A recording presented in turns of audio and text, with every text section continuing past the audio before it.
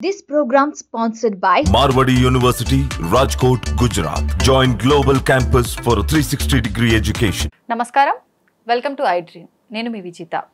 ప్రస్తుతం మనతో పాటు ఉన్నారు ప్రముఖ జ్యోతిష వాస్తు పండితులు బ్రహ్మశ్రీ అన్నవరపు తిరుపతి మూర్తి అవధాని గారు. ఇప్పుడు గురుగారితో మాట్లాడి మన సందేహాలన్నింటినీ నివృత్తి చేసుకుందాం. నమస్కారం గురుగారు. ఓం శ్రీ మహాగణాధిపతయే నమః. గురుగారు, శివుడు అభిషేక ప్రియుడు అని అంటుంటాం. మనం మనసులో శివుడి పైన ఆలోచనతో అంతే భక్తితో ఒక చెంబడి నీళ్లు పోసినా కూడా మన మనసులో ఉన్న కోరికల్ని నెరవేరుస్తాడు, తీరుస్తుంటాడని అంటుంటాం. కానీ మనం ఒక నీళ్లతోటే ఆపేయకుండా రకరకాల వస్తువులతో రకరకాల ద్రవ్యాలతో అభిషేకం చేస్తూ ఉంటాము. ప్రత్యేకించి సోమవారం అనగానే శివుడికి ప్రీతికరమైన రోజు. ఎక్కువగా ఆ రోజు మనం ఇంట్లో అయితే ఏంటి, ఆలయాల్లో అయితే ఏంటి, ఎక్కువగా ఇంపార్టెన్స్ ఇస్తుంటాం సోమవారానికి. ఎందుకని గురుగారు సోమవారమే ఎందుకు ఎక్కువగా శివుడికి ప్రీతికరమైన రోజు? ఇంకా ఎటువంటి రకాల ద్రవ్యాలతో శివుడికి అభిషేకం చేయొచ్చు? సోమవారం అంటే శివుడికి అభిషేకం చేస్తున్నాము, రకరకాల ద్రవ్యాలతో చేస్తున్నాము, అంతవరకు బాగానే ఉంది. సోమవారమే ఎందుకు చెయ్యాలి అనేటువంటి దానికి చాలా పెద్ద చరిత్ర ఉందమ్మా. అది మనం క్లుప్తంగా చెప్పుకుందాం అర్థమయ్యే రీతిలో. అలాగే సోమవారము అంటే చంద్రుడికి చాలా ప్రీతికరమైన రోజు.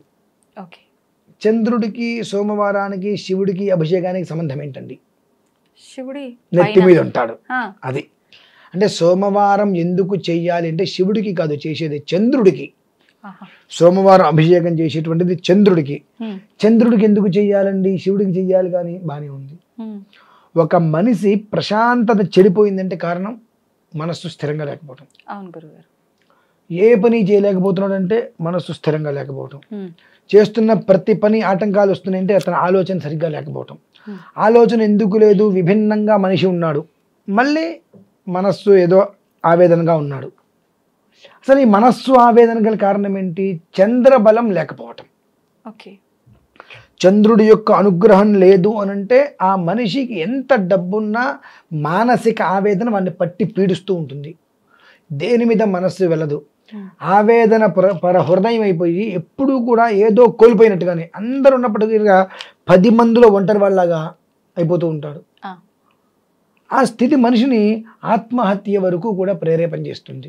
అంటే ఏ స్థితికి వెళ్తుందంటే, మీరు నేను నలుగురు ఉన్నారు, ఆ నలుగురు మాట్లాడుకుంటున్నారు. ఈ చంద్ర బలం లేని వ్యక్తి ఇక్కడ కూర్చున్నాడు. ఈ నలుగురు మాట్లాడుకుంటున్నారు, నన్ను రమ్మని పిలవలేదు, నాతో మాట్లాడట్లేదు అంటే నేను దేనికి పనికిరాని వాడిని, నన్ను ఎందుకు పిలవట్లేదు, నాతో ఎందుకు కలవట్లేదు, తనకు తానే దూరం అవుతూ ఉంటాడు. తనకు తాను అందరికీ దూరం అవుతూ ఉంటాడు. తనకు తాను దూరం అవుతూ నన్ను అందరూ దూరం చేస్తున్నారు అని భావించుకుంటూ మెంటల్గా అప్సెట్ అయిపోయి ప్రతి చిన్నదాన్ని కూడా చాలా కోపంగా రియాక్ట్ అవడం వల్ల అందరూ ఆటోమేటిక్గా దూరం పెడతారు. అప్పుడు నేను ఏకాకిని, నాకు ఎవరూ లేరు అనే ఉద్దేశంతో డిప్రెషన్లోకి వెళ్ళిపోయి ఆత్మహత్య చేసుకోవడానికి కూడా వెనకాడరు. అది చంద్రుడి యొక్క స్థితి. అందుకని మనం ఏ ముహూర్తం పెట్టినా చంద్రబలం ఉందా అనేటువంటిది ఎందుకు అడుగుతాం? వివాహానికి ముహూర్తం పెడతాం, చంద్రబలం ఎలా ఉంది? బాగానే ఉంది. ఉపనయనానికి గృహప్రవేశానికి చంద్రబలం మనం ఎందుకు చూస్తాము అంటే, చంద్రుడి యొక్క బలం ఉన్నదా? వాడు పాతాళంలో ఉన్నవాడు కూడా ఆకాశంలో గెలి కూర్చుంటాడు. చదువు రావక్కర్లా, చంద్రబలం ఉన్నదా? ఎప్పుడు ఆ ఒక్క ముఖం మీద కాంతి, నవ్వుతూ ఉంటాడు. టక్క టక్క టక్క టక్క ఇవాళ పని రేపటి కనుక కాకుండా తనకి తోచింది చేసుకెళ్ళిపోతూ మంచి ఆలోచనతో వచ్చేటువంటి రూపాయిని 4 భాగాలు చేసుకుంటూ వృద్ధి చెందిస్తాడు. ఆ చంద్రబలం తప్పిందా, మంచి పొజిషన్ ఉన్న వ్యక్తి కూడా పాతాళానికి వెళ్ళిపోక తప్పదు. కాబట్టి ప్రతి ఒక్కదానికి కూడా చంద్రబలాన్ని చూడండి అంటూ ఉంటారు గట్టిగా. ఆ ఒక్క చంద్రుడు ఈశ్వరుడు యొక్క నెత్తి మీద ఉంటాడు. అహంకారం అనేటువంటిది చంద్రుడికి అంత ఉన్నప్పటికీ కూడా ఆయన ఏమనుకుంటాడంటే, శుక్లపక్షంలో నేను వెన్నెలని ఇస్తా, కృష్ణపక్షంలో చీకటిగా ఉంటా, ఎలాంటి వెన్నెల ఉండదు. అయినప్పటికీ కూడా ఈశ్వరుడు కృష్ణపక్షంలో చంద్రుడికి ఎలాంటి కాంతి లేకపోయినప్పటికీ కూడా నన్ను తీసి పక్కన పడట్లేదుగా, అయినా నన్ను ఉంచుకున్నాడుగా.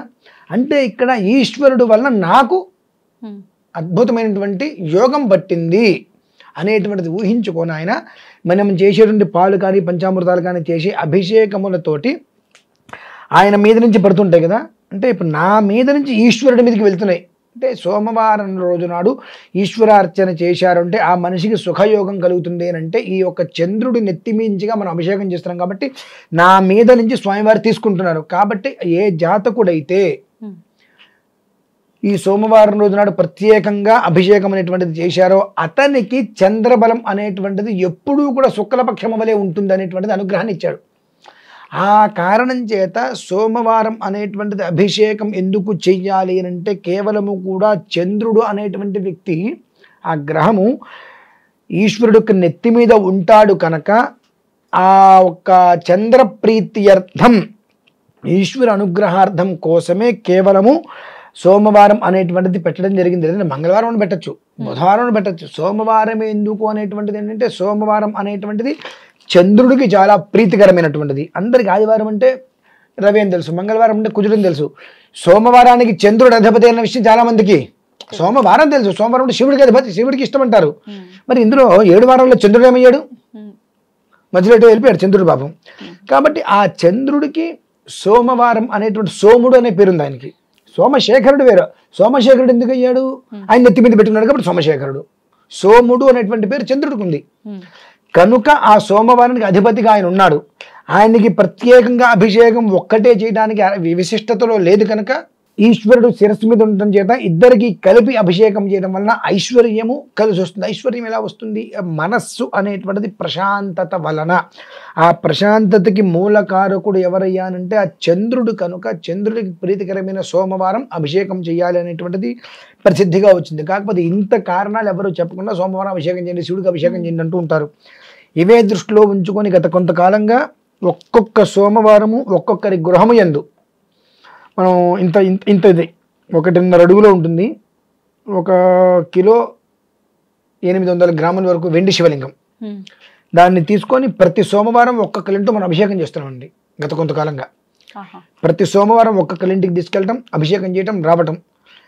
ఇవాళ ఎవరైతే అభిషేకం చేయించుకున్నారో ఖచ్చితంగా తిరిగి 11 వారాలలో మళ్ళీ వాళ్ళ ఇంటో మనం అభిషేకం చేస్తున్నాం. అంటే ఆ యోగం అనేటువంటిది అలా లభ్యమవుతుంది వాళ్ళకి. కాబట్టి సోమవారానికి అభిషేకానికి శివుడికి ఏంటి సంబంధము అని అంటే మకుట భూషణం, శంభో మకుట భూషణంగా చంద్రుడి నిలిచి ఉన్నాడు కనుక ఆ ఒక్క చంద్రుడి మీద నుంచి చేసేటువంటి ఒక ద్రవ్యములు, పాలు, పంచామృతాలు, ఫలములు ఇవన్నీ కూడా ఈశ్వరుని అలా తగులుతూ కిందకు వస్తాయి కనుక ఆ చంద్రుడు మితిమీరిన ఆనందంతో ఉంటూ అతనికి ఉన్నటువంటి అహంకారాన్ని పూర్తిగా తొలగించుకొని ఈ భాగ్యం నాకు ఈశ్వరుడు వలన వచ్చింది. విడిగా ఏ గ్రహాలకు వెళ్ళినప్పటికీ కూడా ప్రత్యేకంగా మీరు చంద్రుడికి అభిషేకం చేయండి అని ఎవరు చెప్పట్లేదు. శనికి చేయండి, సూర్యుడికి చేయండి, కుజుడికి చేయండి, రాహుకేతుడికి చేయండి అంటున్నారు. కానీ అయితే చంద్రుడికి ప్రత్యేకంగా చేయమని చెప్పట్లేదు కనుక ఈ ఈశ్వరుడికి శిరస్సు మీద ఉండటం వల్ల నాకు ఇంతటి గొప్ప స్థానం వచ్చింది.